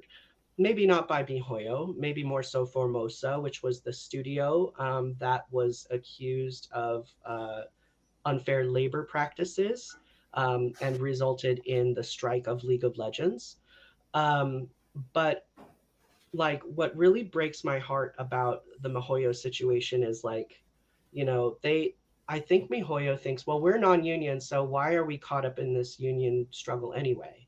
And me sitting here, who does not work with MiHoYo and has no interest in working with MiHoYo because of the behavior that they've displayed, it's very clear to me that like they think that we don't need protections from them. But like over and over again, I've seen actors being taken advantage of. And we're seeing it. We saw it last night when the couple of leads from the ZZZ, the Zenless Zone Zero, announced that they were recast. And, you know, it's funny because I guess apparently there's a Discord screenshot circulating around claiming, oh, the actor claimed he was never reached out to about this. But look, here he is saying in October of 2024 that he turned it down. But in this fucking screenshot, it says the studio and the client are trying to bribe him to come in off strike, like, or during the strike, they're trying to bribe him to come in. So I'm like, this man did you a favor. This man was generous enough to obscure the true circumstances of his recasting, and all of this is done to his detriment? Absolutely not. This person is non-union and has more fucking balls and moral standing than some union members who are not willing to hold the line. So I say, like, I really admire the people who came out about the fact that they were recast and why they were recast. And that's why I was open about my recasting on Hades 2 as well, because when I feel as though we say, no, I don't want to come in unless it's on this agreement. And they're like, okay, we'll see you when the strike's over. And I'm like, no, I meant what I fucking said. I need this. This is something I need. And I'm not at a point where I can afford to be like, okay, well, you guys are special and this will be good for my career. Because how many times am I going to be prioritizing my career over myself? That's the important thing, is that they are opposing. My career drains from me. It is something I love, and it is something that is inherently a part of me that I cannot separate from myself. So no matter how fucking hard I might try, God, I try, but it doesn't but work. like, no, and it is so draining. And there were days where like I've been standing in the booth and unable to focus on what I'm working on because I'm like, God, why the fuck am I doing this? Like, you know, driving home from a session in tears because sure, this money is great, but I can't make it work. You know, like, how am I going to make this work? And after 2 years in a row of 2 strikes, like, but despite all of that pain, all of that suffering, all of that sacrifice, I'm still holding to my fucking guns. And that should speak to how strongly I feel about this issue and how seriously I take the threat of AI, because, and how seriously I take my own fucking career. You know, like, voice actors, we deserve the same level of respect as on-camera people. But oftentimes I feel as though because we are not as involved in these projects, that we are not given the same level of consideration, which that's fine. You don't need to actively think of us. But in that case, please make sure there's a third party involved who is there to make sure that I am taken care of, because otherwise I'm not able to focus on the work. I'm focusing on the business of doing the work. And that sucks. I hate it. It's draining. It also leads to less, like, worse work, I'm assuming. Yeah, I mean, I definitely have seen a dip in my quality of work over the last year, especially because of how stressed I am. Like, my writing work has cut my pay between 5 and 15%, depending on the client. And the turnarounds are tighter. And I only just got a project to match. Like, I got a rate in January of 2024 that I was not able to match until December of 2024. And even though the number was the same, it still required 4 to 6 hours of additional work. And I feel like I'm fighting for my fucking life. Like, I feel like I'm 1 foot out the door because of like the way that the industry is treating professionals within it. But also, like, you know, comes into a situation where it's like, well, if I'm going to be miserable while I work, I might as well be miserable doing a job that pays me fairly, because then it's worth less to me. Then I at least have the fucking the balls to be like, why are you treating me like this, you know? Yeah. But when we love the work, we're so desensitized to Yeah. that abuse and that violence that we start to forgive so much until it becomes impossible to forgive, and then we're overwhelmed and don't know where to start. And that's kind of where we're at. Yeah. I think, you Yeah, know, because big you put a lot in it. You put and you kind of have a tunnel vision, and you don't see things coming until they really eat you, and you say, "Why yeah, the fuck am I doing that?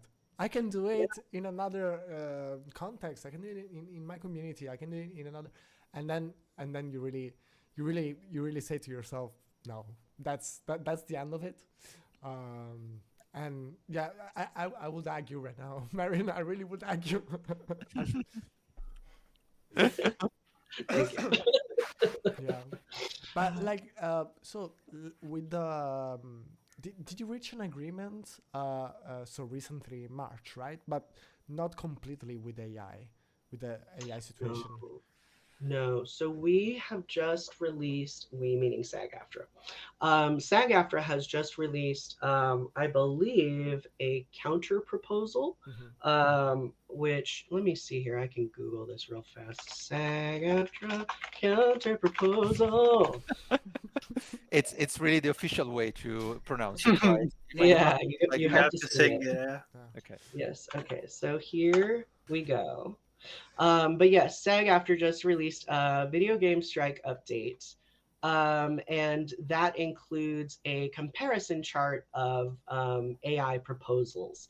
So, meaning this is what SAG-AFTRA proposed, and this is what the client proposed, or the convenience bargaining group, meaning the guys who all use the same lawyer.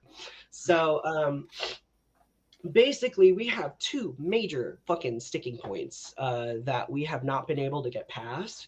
The big one is they are like, oh yeah, sure, we'll offer you all the protections you're asking for anything recorded after the date of ratification, so when the contract is signed in, meaning literally anything we already recorded would not be counted as protected. So what the fuck are we Yeah. protecting, Yeah, like exactly. 5 files? Like, so we're like, no, that still leaves your entire library available, which, I mean, I'm going to be honest, when I hear somebody being like, you know, oh well, we can't do that, it means they're already doing it and don't want to Yes. fucking Yeah, bother with undoing Yes. it. So that's totally. why we're especially like, oh, EA, wow, you really don't want to put in these AI protections, huh? Okay, Who all knows right. Well, we'll why? see when you feel like making a deal, you know. But yeah, so they are not offering protections on anything prior to the date of the contract being ratified, which essentially nullifies everything. Because let's say, you know, I worked on Dragon Age and I worked on Dead Space. We're both published by EA. Mm-hmm. I don't know how these files can be, if they can be transferred from team to team. What sort of access these developers have to EA's, like, you know, or what even EA has in terms of their own personal libraries. If they just decide to take everything from their personal libraries and throw it into a soup to become an AI stock that they pull and then create digital doubles out of, singular voice prints, well, if they wanted to do that, then okay, if let's say I book Rook in Dragon, or you know, whatever, the main character in Dragon Age 5, that, and they want to create a AI clone of me, then they could pull my work from Dragon Age and Dead Space. Yeah, exactly. Yeah. So it's that's very little comfort for us to go off of. They also, I think, are trying to argue that we need to be objectively identifiable, which is fucking ridiculous. Meaning what? What does that even mean? And here's the joy of contract negotiating, right? Because we're talking about the difference of one word versus another. So they were saying the people on the other side of the table want us to be objectively identifiable, whereas we are arguing for readily identifiable, which in the Okay. our definition of readily identifiable means, hey, this character kind of sounds like me or looks like me or whatever, or this seems like something I read for.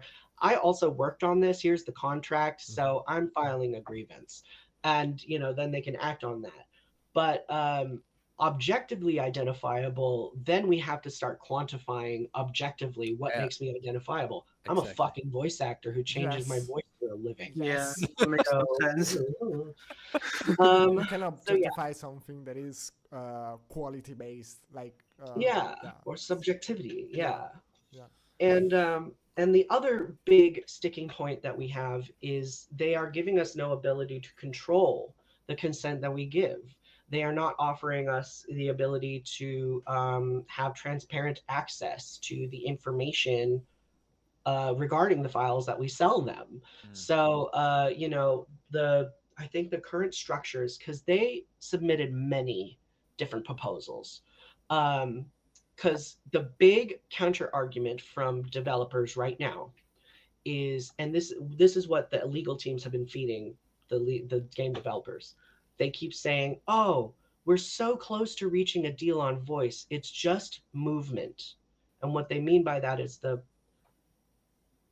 I believe, I could be wrong, but I believe there's two different forms of motion capture when an actor moves around.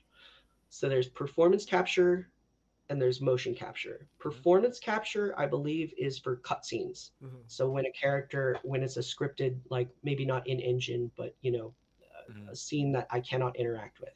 Yeah. And then there's motion capture, which is like if somebody has a walk cycle, that is motion capture. If a monster punches or has different punches, that's a motion capture. So more not quite artistry based, but still requires understanding of movement, performance, artistry. And so they are claiming these people, the people who performance capture, sure, those are actors, but people who do motion capture, those aren't actors. They don't perform. They don't deserve union covenant like protections. That's their argument. And their argument for that is, well, how are we supposed to track a footstep every single time we use it? Because you want us to mark every single time we use Joe Bob's footstep. Yes. Yes, So I mean, you have assets, you have tagged them. yeah, and that is the counter argument. But here's the thing, right? Since we're negotiating, we have to negotiate in good faith. I Okay. don't feel as though they're negotiating in good faith, but we as the union, if we don't negotiate in good faith, we have less power in this situation because our lawyers don't get paid as well. So we're doing our best. So but so we were like, okay, if you want to claim that's what we're doing, we will offer you different options. Mm-hmm. So they are even like, okay, here is the rate. If you literally only want to pay us for a session and not worry about tracking shit, this is the rate that you pay. And it's like 5 times scale, which is like, we get paid that base rate of $1,000. And then they were like, okay, if you're only recording one session, then we're going to assume that you're going to be using that to create 5 additional sessions. So you pay Okay. me for 5 sessions and we'll call it good, or something. I forget what the exact number is, but that's the kind of how it breaks down. And then from there, okay, so if you only want to worry about, I booked a session and I don't want to ever track that data again, this is the rate. If you want to have the session and track this amount of data, then this is the rate. And it goes from there, like, okay, if these are the scenarios that you're looking for, we got it ready to go. Yeah. Like, the people on the negotiating committee have been working really, really hard with developers in all different facets of the industry to try and understand, like, how can we make this workable? Because we understand that the language we need to establish has not been created Yeah, yet, created. and the infrastructure that needs to be made has not been created yet. And this is a big act of faith on both sides. So, but it's very frustrating because it feels like we've been working very hard to meet them in the middle, but they just want to be able to steal our information. And we Yeah, can't avoid I that. mean, Yeah. It's yes. Really sounds like yeah, that. Yes. it's just stealing. It's like even like you're trying to do what they're doing. Like you're trying to objectify your rates, okay, in order to do a um, to talk with them, to meet at a half point. And but you're something that's something that you have to do, like, because they won't bulge down. It's like uh and it's kind of frustrating, I believe, like, because you don't really want to get there. You don't win. You don't want to give anything. No. But Like we have already given so much by yes, even being like, okay, fine, we'll let you use this bullshit. I don't like it, you know, and that's the worst part of this whole thing is that we have already given our ability to refuse it. And here's the thing too. I feel as though I should explain. So the because we have a lot of criticism from people who are like, why isn't the union banning AI? Period. And the reason for that is because as a labor union, we do not get a say in how a client uses something. Like we can't say you're not allowed to use this unless it's murdering somebody, Yes. in which case you break laws when you do that. But you know, like a union can't be like, hey, don't do this unless it breaks a law, or unless it, you know, is something that the members have by and large rejected wholly. But that's a very bloody fight for us to be like, do you want, because I think like there's a significant amount of people who are open to the idea of AI cloning. What open means, I don't even honestly know, because I tried to phrase that as like, yeah, people are open to it. They're kind of positive towards AI, and I was shouted down. So I would say like there's not an insignificant number of people who are interested in doing this if it is done ethically. I think they're stupid, but that's just my personal opinion. And so, like, you know, and I'm not going to, I don't ever want to stand in the way of somebody else finding out that what they're doing is a mistake, you know, like that's how we learn. Um, so, I feel as though it is important to have these things also, because if I am violated, how much am I owed? Like, I need to know like how much money I'm expected, because at the end of the day, like I am owed something. And we can't ban it. That's up to the government. And we have been working to try and regulate the usage of AI. Unfortunately, going for a hard ban is very difficult because, as Gavin Newsom, the California governor, proved recently by having Steve Bannon on his podcast, um, politicians do not like taking very risky moves, especially towards the left in this sort of environment. Yes. So trying to find someone willing to take on the political risk of being like, ban AI, fuck all tech companies, that sort of stuff, it's going to be hard. It's going to be hard, let alone finding us somebody within the body of government powerful enough to convince other people within the party or even across the aisle to sign on to these bills, which is why it takes a goddamn fucking month. yeah. We did pass, I think, we passed a couple in California and we passed one in New York. And I believe the No Fakes Act is currently the one that is being deliberated upon right now. And, but yeah, like even those do not ban. Like the things that the guardrails that they establish are like, you cannot have an AI contract unless it was negotiated by a talent agent or something like that. And then there's another one that like essentially, and the other tricky part of this too is apparently like there are laws protecting our visual likenesses, no laws protecting our vocal likenesses. So until that happens, like, and this is what I don't think Supergiant understands either, is that I'm not worried about Supergiant cloning me necessarily. I trust them when they say that they believe in the integrity of human artistry.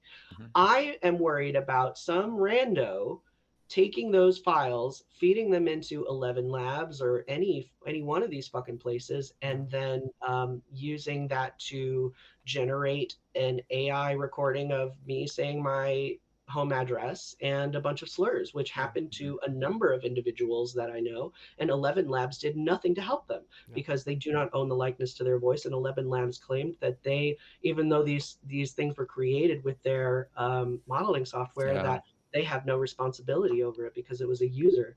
So, and the legal argument is that because it is a character owned by Supergiant, Supergiant owns that IP.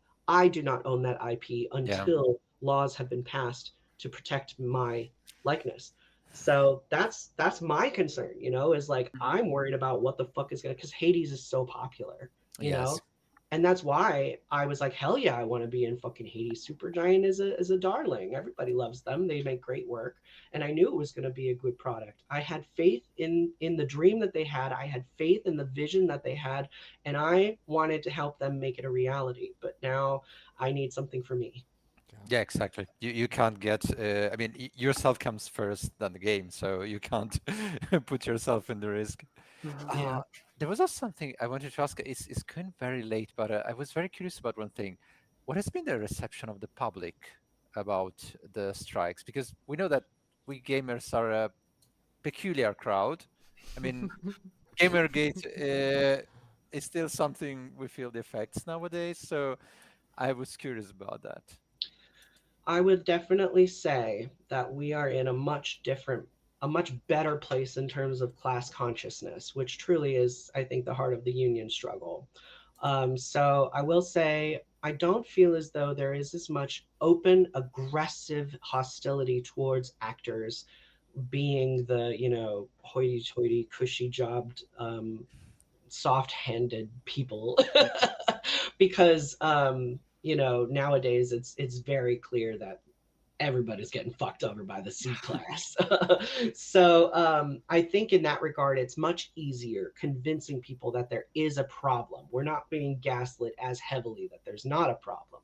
The real struggle comes in the debating and the misinformation that spirals out as a result. And that's where, you know, a lot of the work that I've done comes into play because I've worked very hard the last 7 years to develop a network of people inside the state and in other countries and states as well, to keep them informed of what's going on, because so often we're played against each other in an attempt to distract from these issues.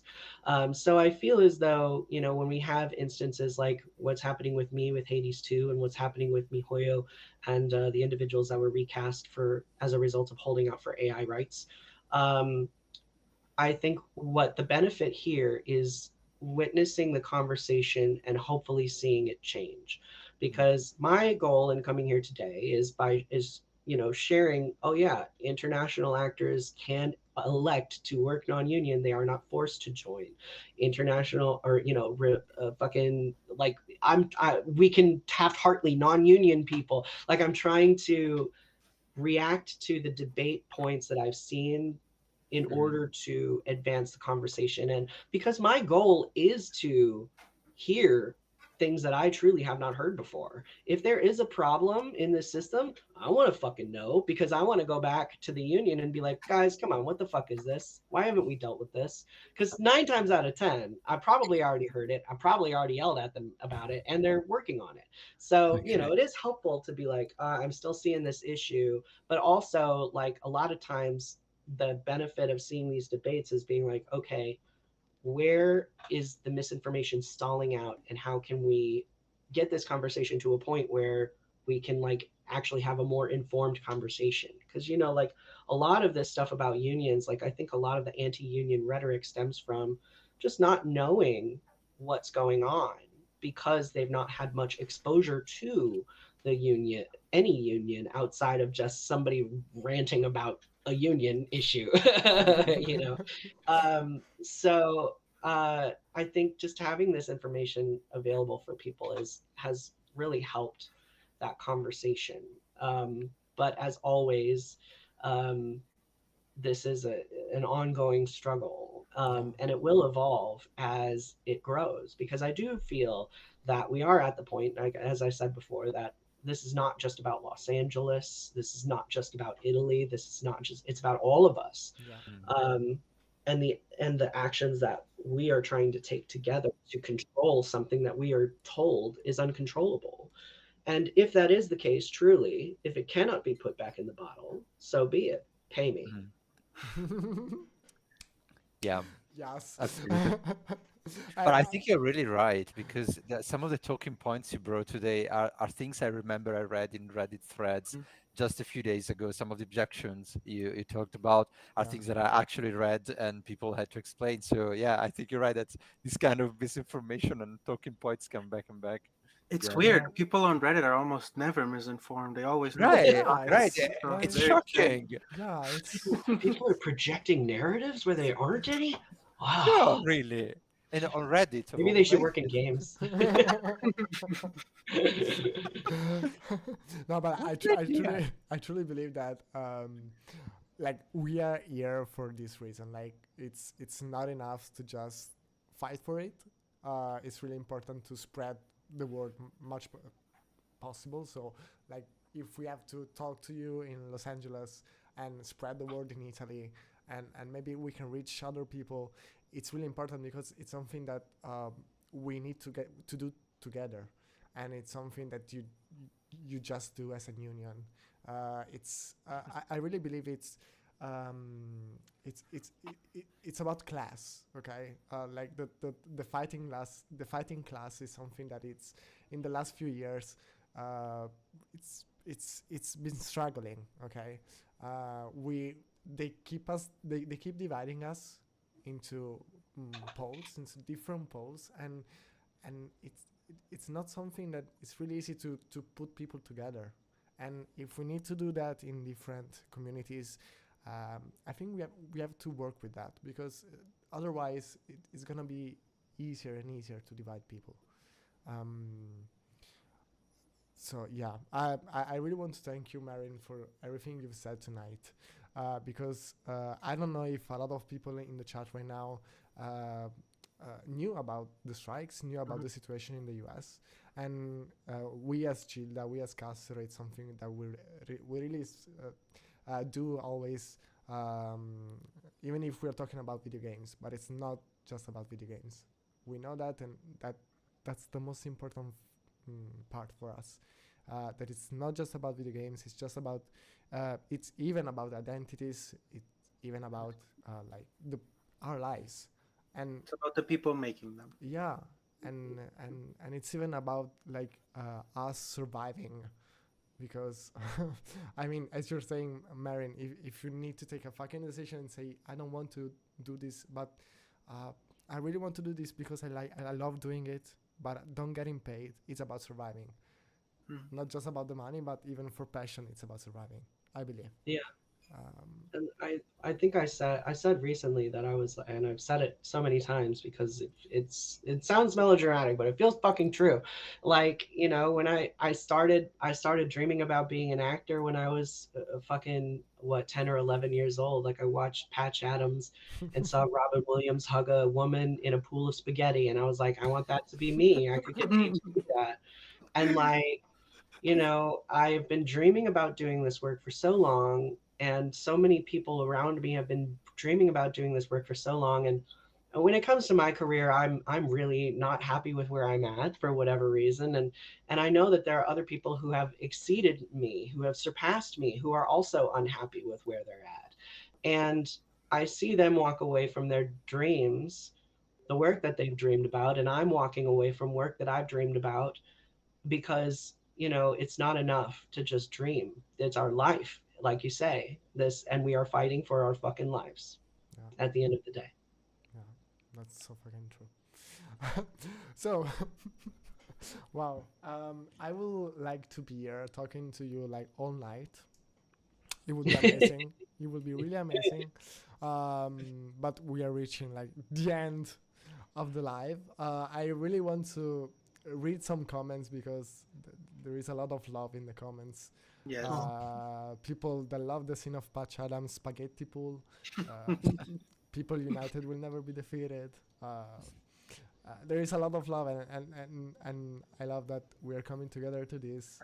Uh, and I want to thank you, all the people that like tonight were here, like they gave 2 hours to listen to Marin, and I believe that I want to thank you, Marin, of course, because it was amazing having you here. It was amazing talking to you about the situation, and it was amazing that, like, even if we are like thousands of kilometers away, we still have something in common, and that is that we keep on fighting every day for something we really, really, really, really, really believe in, and in different, we have different struggles, we have different, but we have something in common. So I really appreciate everything you've said tonight. And yeah, so we really want to thank you for everything. Absolutely. Thank you. Of course, thank you for having Thank you me. very I was much. honored to come speak for the queers. Yes. Anytime Yeah. Every fucking day of my life. And you are welcome in Bologna whenever you want to come visit us, of course. You have a family here in Bologna. And I'll we- come and be like, Exactly. ciao bella. Yes. And yeah, so I'm gonna do a little part in Italian. Vorrei ringraziare tutte le persone che sono state qua. È molto importante parlare della situazione di performer non binary, di performer trans, e soprattutto parlare di come la struggle non sia semplicemente una cosa che viviamo nei nostri luoghi lavorativi, ma che a un certo punto entra anche a far parte delle nostre vite. Quindi is striving to survive. Quindi dobbiamo sopravvivere anche se dobbiamo già sopravvivere con la struggle, con le nostre identità, con le nostre communities, con le persone che continuano a discriminarci, e anche nel lavoro, dobbiamo in un qualche modo cercare di trovare un'unione anche in questo, perché ci identifica, perché ci rende reali anche agli occhi del resto del mondo. E quindi è importante la testimonianza di Marin, è importante la testimonianza di tutte le persone che combattono e fanno strike, protestano ogni giorno per questo. Quindi grazie a voi per essere state qua, e noi ci vediamo mercoledì prossimo, sempre in live, mi raccomando, non perdeteci. Prossima settimana giochiamo di ruolo. Thank you again, Marin. Thank you again, Bea. Thank you, Matti, for being here. It was amazing hosting you. And Marin. Mille grazie. Mille grazie. And whenever you want to come live with us, we're always here. We're always doing lives, and we're always having fun sometimes. Yeah. Sounds good. So keep on fighting. Thank you again. Bye bye, people. Thank you. Ciao. Ciao. Ciao.